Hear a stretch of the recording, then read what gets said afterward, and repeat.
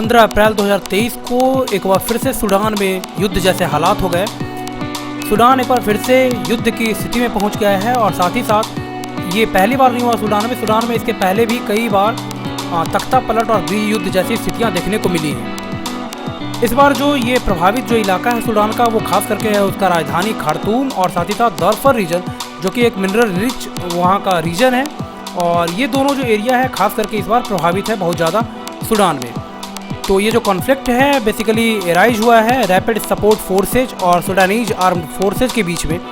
Rapid support forces इसको lead कर रहे हैं मोहम्मद हमदैन दगालो और सूडानीज आर्म्ड फोर्सेज इसको लीड कर रहे हैं अब्दुल फतेह अल बुरहान। रैपिड सपोर्ट फोर्सेज को सपोर्ट किया जा रहा है लीबियन नेशनल आर्मी और वैगनर ग्रुप के द्वारा। साथ ही साथ ये जो बुरहान की जो आर्मी है उसको सपोर्ट कर रहा है इजिप्ट।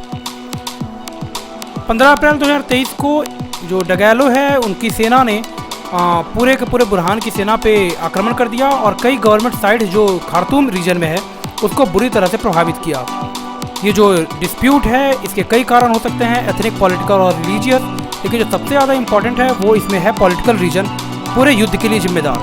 पूरी टाइमलाइन को अगर देखें हम सूडान का, तो सूडान 1956 में पहली बार आज़ाद हुआ, 1969 में पहली बार तख्ता पलट देखने को मिला सूडान में, 1971 में दूसरी बार तख्ता पलट हुआ, 1972 में सिविल वार की पहली बार स्थिति उत्पन्न हुई, 1989 से लेकर के साल 2019 तक ओमान अल बशीर का वहाँ पे शासन रहा और इन्हीं के ड्यूरेशन में साल 2010 में पार्टीशन हो गया सूडान का नॉर्थ सूडान और साउथ सूडान के बीच में।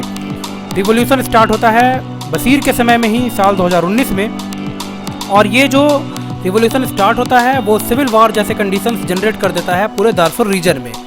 2019 में मैसिव प्रोटेस्ट बिगिन होता है पूरे सूडान के एरिया में, और ख़ास करके जो राजधानी है वहाँ पे जो पब्लिक थी वो विरोध कर रही थी। जो वहाँ के लोकल गुड्स थे उसका दाम 3 गुना तक बढ़ा दिया गया था। फॉरेन करेंसी थी उसका लगातार शॉर्टेज हो रहा था वहाँ पे, और साथ ही साथ इन्फ्लेशन का रेट बहुत ही ज़्यादा था पूरे सूडान में, जिसके खिलाफ वहाँ की जो पब्लिक है वो सड़कों पर उतर आई और प्रोटेस्ट स्टार्ट कर दिया गवर्नमेंट के खिलाफ, बशीर के खिलाफ। 2019 में ये प्रोटेस्ट स्टार्ट होता है।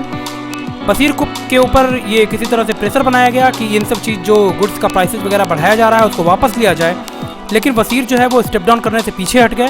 उन्होंने इन सब चीज़ों को जारी रखा, जो दाम बढ़े थे उन पे वो किसी भी हाल में पीछे हटने को तैयार नहीं थे, और उन्होंने क्या किया कि जो वहाँ की पब्लिक थी उनका दमन करना स्टार्ट कर दिया।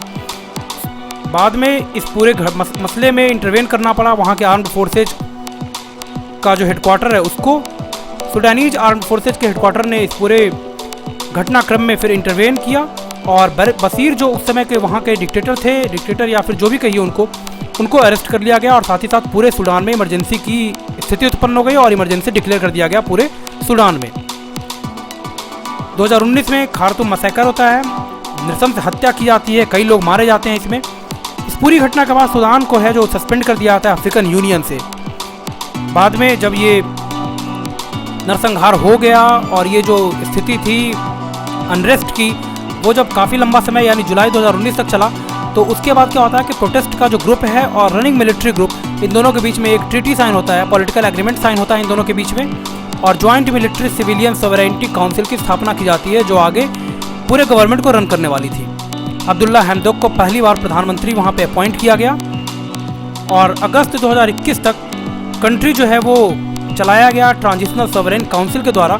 Abdullah Hamdok as a prime minister और अब्दुल फतेह अल बुरहान ये मिलिट्री साइड से थे। इन दोनों ने मिलकर के पूरे स्टेट को रन किया, पूरे सूडान को, अगस्त 2021 तक। 25 अक्टूबर 2021 को बुरहान के द्वारा तख्ता पलट कर दिया गया, अब्दुल्ला हमदोक को हटा दिया गया। 21 नवंबर 2021 को हमदोक को फिर से क्या किया जाता है, जब हटाया गया तख्ता पलट के बाद, उसके बाद 21 नवंबर 2021 को हमदोक को फिर से as a prime minister reinstate किया गया। 6 अप्रैल 2023 को पावर का जो है वो ट्रांसफ़र करना था सिविलियन लेड गवर्नमेंट को, लेकिन होता क्या है कि यहाँ पे फिर से एक बार कॉन्फ्लिक्ट स्टार्ट हो जाता है डगैलो और बुरहान की सेना के बीच में। बेसिकली ये जो RSF है उसकी स्थापना की गई थी बशीर के द्वारा। 2013 में डगैलो को ये हैंड ओवर किया गया। डगैलो इसके सर्वे सर्वा बने साल 2013 में, और ये बनाया गया था बशीर के द्वारा कि अगर जब वो गवर्नमेंट में रहें तो किसी भी तरह का तख्ता पलट अगर किया जाता है मिलिट्री के द्वारा तो उससे डिफेंड करेगा ये बशीर को। बाद में क्या होता है कि धीरे धीरे इसका प्रभाव बढ़ता है और इसने जो है वो दारफुर रीजन के जितने भी गोल्ड माइंस वगैरह हैं उसको अपने कब्जे में ले लिया। ये एक पैरामिलिट्री ऑर्गेनाइजेशन है RSF, और ये अभी फ़िलहाल रन किया जा रहा है डगैलो के द्वारा। ट्रांजिशनल सोवरेनिटी काउंसिल के हेड और डिप्टी हेड यानी बुरहान और डिप्टी हेड यानी डगैलो, इन दोनों के बीच में भी मेजर कॉन्फ्लिक्ट है, और यही पॉलिटिकल इशू भी है सबसे बड़ा कॉन्फ्लिक्ट का सूडान में अभी के समय में। बेसिकली RSF जो है इसको मिलिट्री में इन्वॉल्व करना था। ये कहना है डगैलो का कि 2 साल के भीतर उनको मिलिट्री में रिक्रूट कर लिया जाए या फिर उनको साथ ले लिया जाए पूरे मिलिट्री में। और बुरहान का कहना है कि चूँकि इनका इंटीग्रेशन इतना जल्दी पॉसिबल नहीं है, कम से कम 10 साल के करीब लगेगा, इसी के कारण इन दोनों के बीच में अभी जो है वो वार जैसा ये सीन जो है वो क्रिएट हो गया है डगैलो और बुरहान के बीच में। और सूडान इसी पूरी घटना के बाद एक बार फिर से अनरेस्ट की स्थिति में पहुंच गया है, जो कि अब कब शांत होता है सूडान वो देखने की बात होगी।